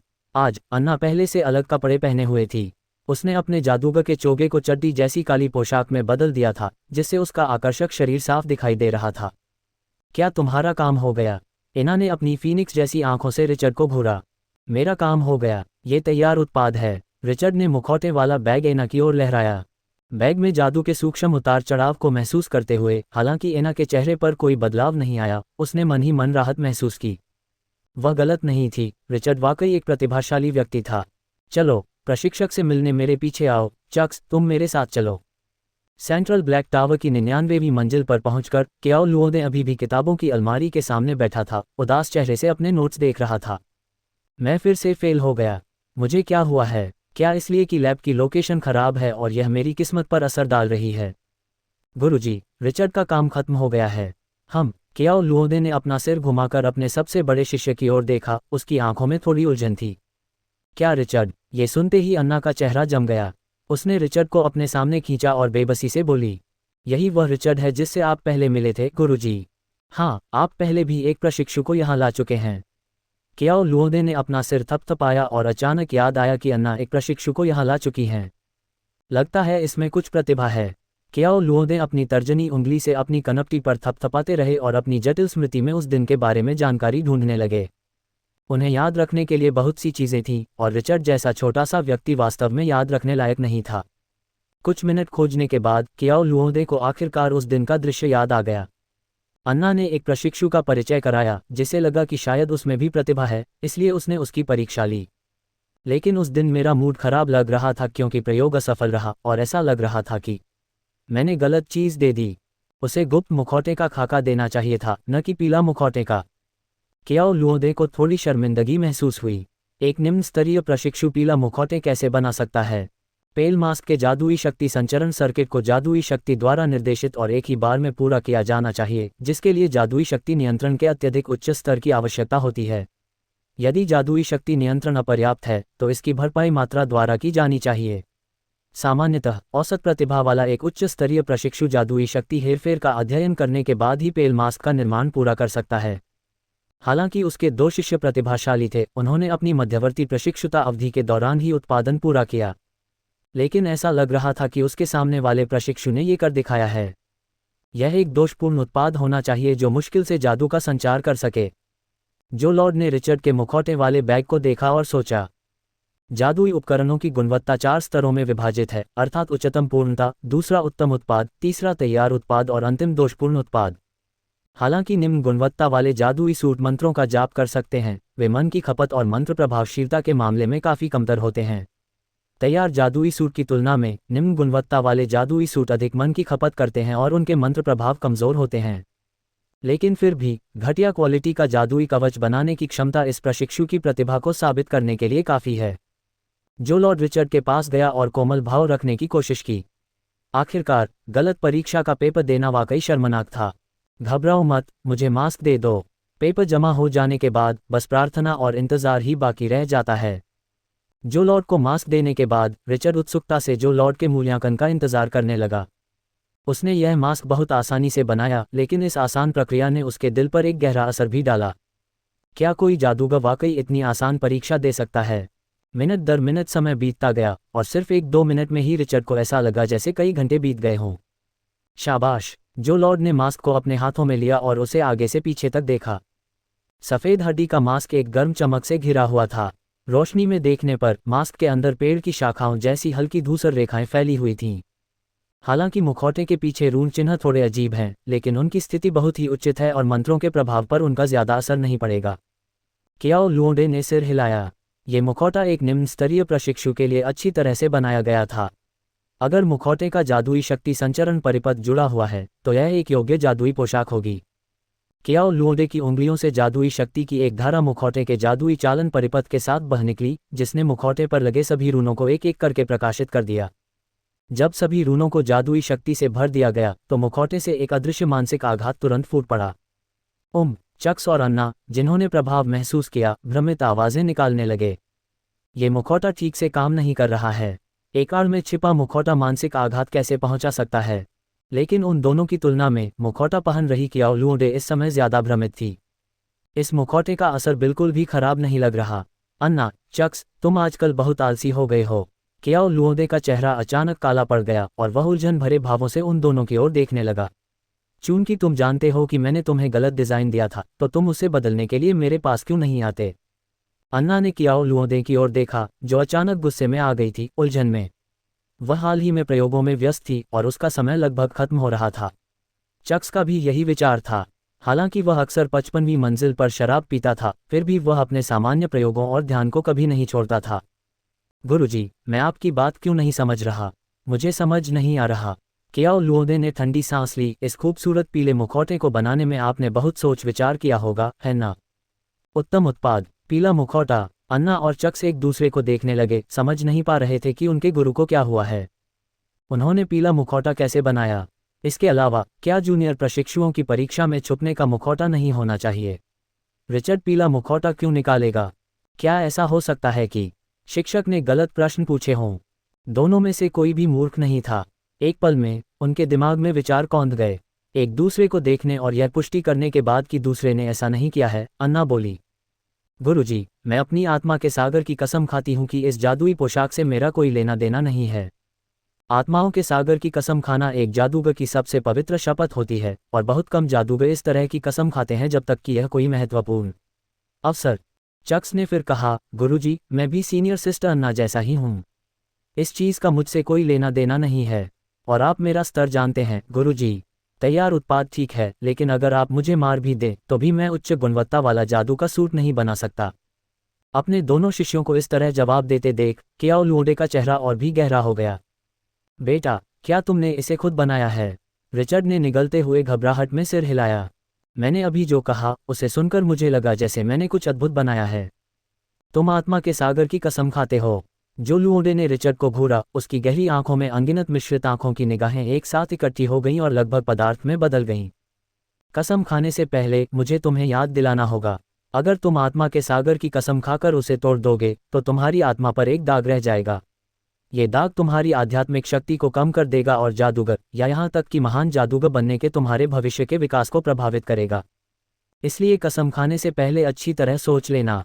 जो लॉर्ड के शब्द निस्संदेह रिचर्ड के लिए एक चेतावनी थे कि वह अपनी प्रतिष्ठा के लिए अपना भविष्य बर्बाद न करे, लेकिन रिचर्ड ईमानदार था और उसे डरने की कोई बात नहीं थी। उसने शुरू से अंत तक ये जादुई सूट बनाया। मैं आत्माओं के सागर की कसम खाता हूं कि मैंने ये जादुई सूट अपने हाथों से, बिना किसी की मदद के बनाया है। जैसे ही शपथ ली, रिचर्ड ने अपनी आत्मा से एक बहुत ही कमजोर अदृश्य तरंग निकलती हुई महसूस की जो किसी अदृश्य स्थान में जा रही थी। थोड़ी देर बाद रिचर्ड के शरीर पर जादुई उतार चढ़ाव का कोई निशान नहीं था, जिसका मतलब यह भी था कि रिचर्ड की मानसिक शक्ति कम नहीं हुई थी। यह असल में तुमने ही किया था। जो लॉर्ड की आवाज़ हिचकिचा रही थी।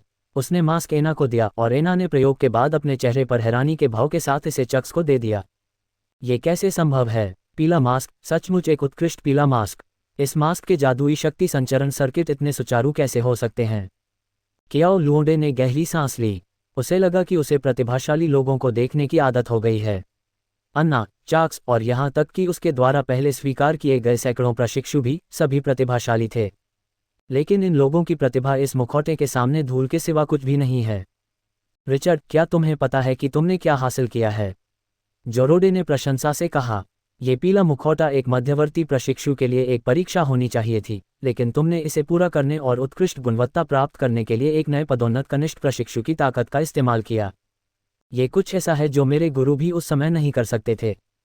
चक्स ने एक जटिल भाव के साथ मुखौटा जो लॉर्ड को दिया, और उसके बगल में खड़ी अन्ना ने भी। वे सभी प्रतिभाशाली लोग हैं, इसलिए वे स्वाभाविक रूप से इस मुखौटे की कठिनाई को समझ सकते हैं।